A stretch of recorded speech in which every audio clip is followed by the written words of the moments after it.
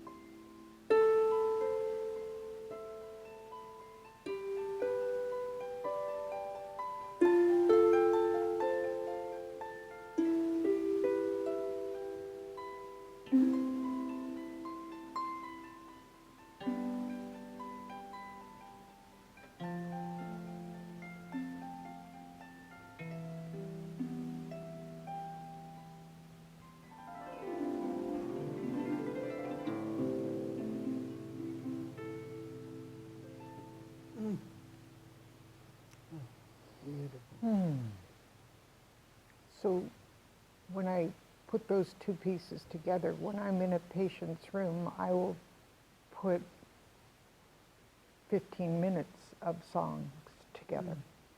So that, and I introduce myself and say that I'm here to help them heal and relax.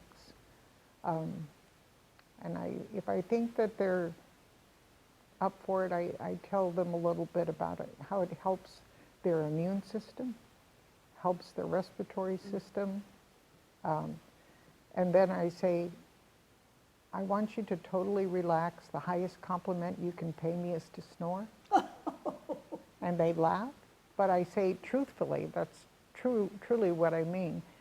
Don't feel at any time that you have to applaud or respond verbally. If you just close your eyes and relax, and if you fall asleep, I'll just tiptoe out. If at any time you need me to stop, let me know. Sometimes there's an emotional response. Sometimes they start weeping. They do. I don't think they realize just how much stress they feel from being in the hospital. And then that music plays and it touches their heartstrings and they're like, oh Lord. And it all comes pouring out, which is good. Yeah. What is it about harp music that is so healing and transformative? When I first started on my harp journey, I took from a lady named Christina Turin out of San Diego. And her theory was that the tone from a harp is pure.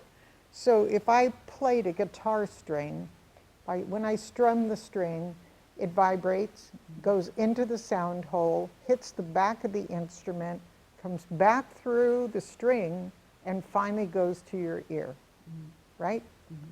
When I play the harp, it goes right to your ear. So the theory being is that it's a pure tone. But it really does seem to make a difference. Absolutely. You were starting to tell me about the history of the harp, and I just have a feeling that I know that I've read that 350 BC they were known to be harps. They were more like lyres. But I tend to think they were mostly utilized for shepherds calming their flocks. And those instruments would probably have been made from wood and probably gut from the animals. The strings would have been made from gut, but that would have been a shepherd's job to calm their flocks. Just like cowboys sing to the cows. Same kind of thing. Has the same effect.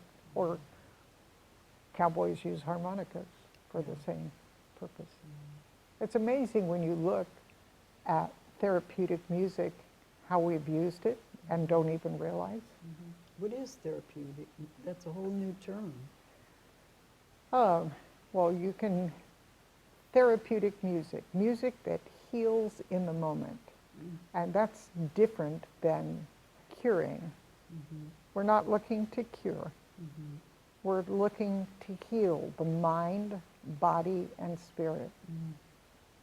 So that's a lot different than somebody who took music therapy, which is a 7-year course, and they have goals and objectives that they have to meet. Like a professional musician. Right. So, and therapeutic music is a music that is to be of service to the patient. It's not a performance.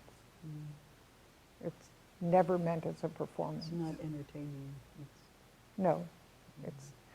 We use what's called unitative listening. So when we go in the room, we leave our world behind. Whatever we saw on the news, whatever we heard from our kids, or what we didn't hear from our kids, we leave that outside. Many of us start the day in the hospital centering. So that's the first thing. Tune the instrument, warm up your hands, and center. Then you can go to a patient room, leave that stuff outside, and just assess your patient. Are they on a monitor? Are they on O2? Are there, what are you seeing in the room? Are there any hints on the board that say verbal, nonverbal, unable to walk, those kinds of things? And then you go from there. Family members, patient. And what is unitative listening that you started talking about? If I were to, I want you to be really quiet with me right now. So if I was just going to look at you right now.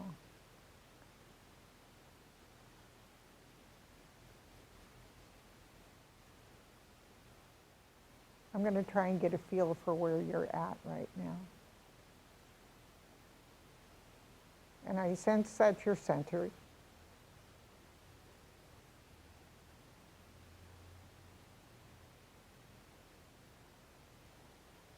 And I sense that you're happy. Is that right? Yes, and itchy. And my eye is itching, and earlier my chest was itching. Cough. But that's gone now. The cough is gone. Cough is gone, the eyes. Still itchy. Yeah.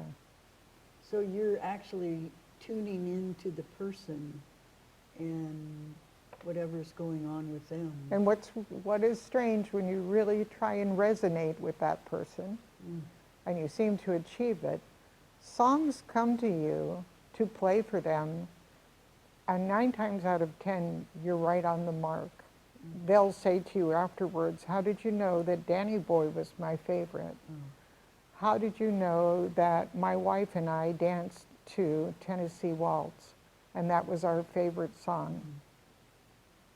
I didn't know. It's like the universe tells you this information. It's like all of a sudden and my fingers are like vibrating now. It's like somehow the universe tells you. But I think it's because you're really trying to listen to that person, having never ever met them before, maybe never see them again. You can be quite tired at the end of the day.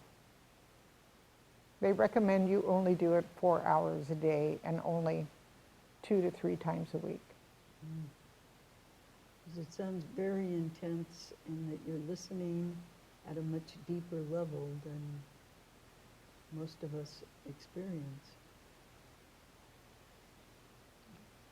You're listening at a soul or a heart level. Yes.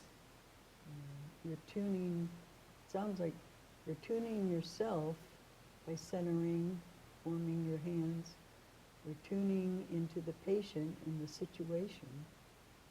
And somehow that's making a bridge, and the right songs are coming. And they do. And until you experience it, you think, oh.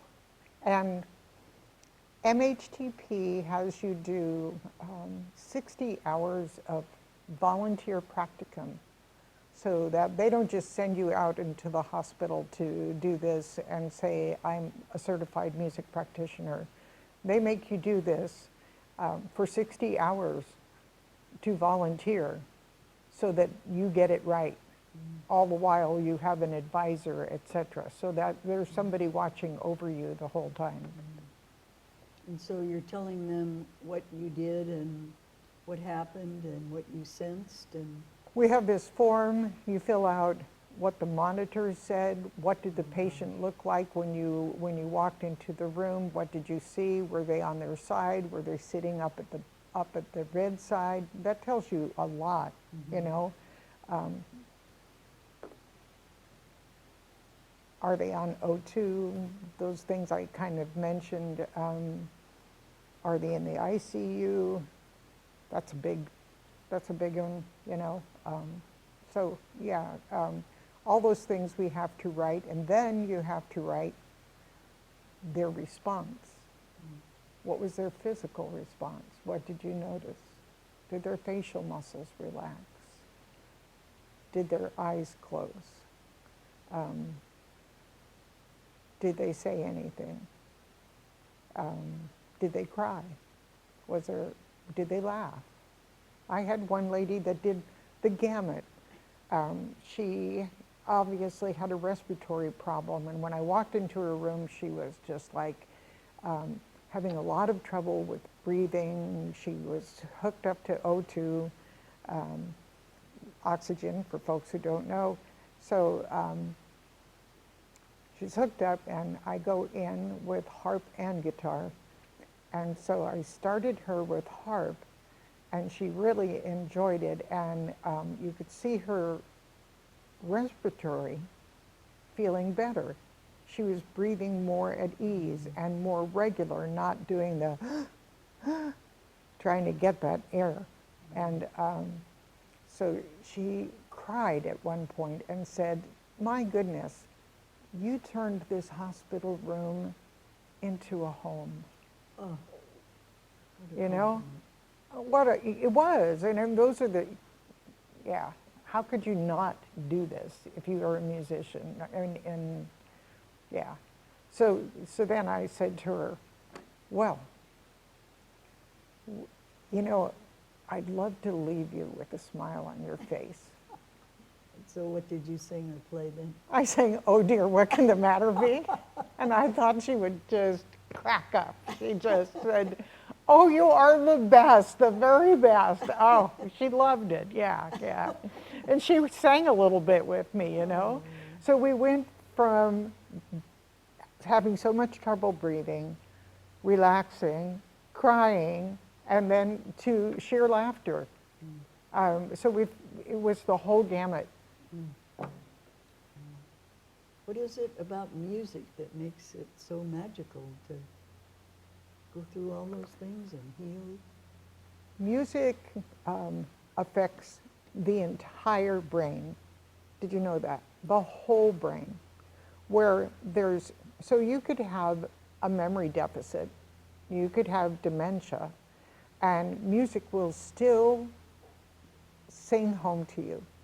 You will still remember songs, and it will make you feel just alive, and it will bring your memories back to you. So there are so many things that are either just right brain or left brain, but music is both sides. The whole brain. Yeah. So, yeah, it's so nice to know that, yeah. You're never going to lose music. We never lose it. Probably take it with us. There's probably more on the other side. I hope so. Tony Rice wrote a song. He was a bluegrass guitarist, and he could pick like heck won't have it. And he wrote a song about me and my guitar. if he ain't going to heaven, son, I don't want to go. And Gotta, I know how he feels. gotta have music in heaven. Yeah. Well, Robin, this has just been inspiring and transformative. And what I'm hearing is becoming a therapeutic musician takes less time and hours and is probably more fulfilling than many professions of a 4-year college or 6 years with a master's. Yes, if you're a high school student and you're wondering, and you're a musician and you're wondering what to do, or you're a junior college student and you're a musician, you're wondering what to do, I highly recommend looking into, you can look it up on the internet, mhtp.org. It's not a horribly expensive course. You can get all kinds of benefits from it. I totally recommend it. Totally recommend it. And so many hospitals are adopting this as a way of using less painkillers. Mm. More effective, too. I used to say, more harp, less Ativan. But it's true, you know? More harp, less Ativan. Yeah. Good. Yeah. Thank Shall I you. play you out? Yes, this has been Conversations on Creativity. Robin O'Neill, therapeutic musician. Thank you. Thank you, Shinan.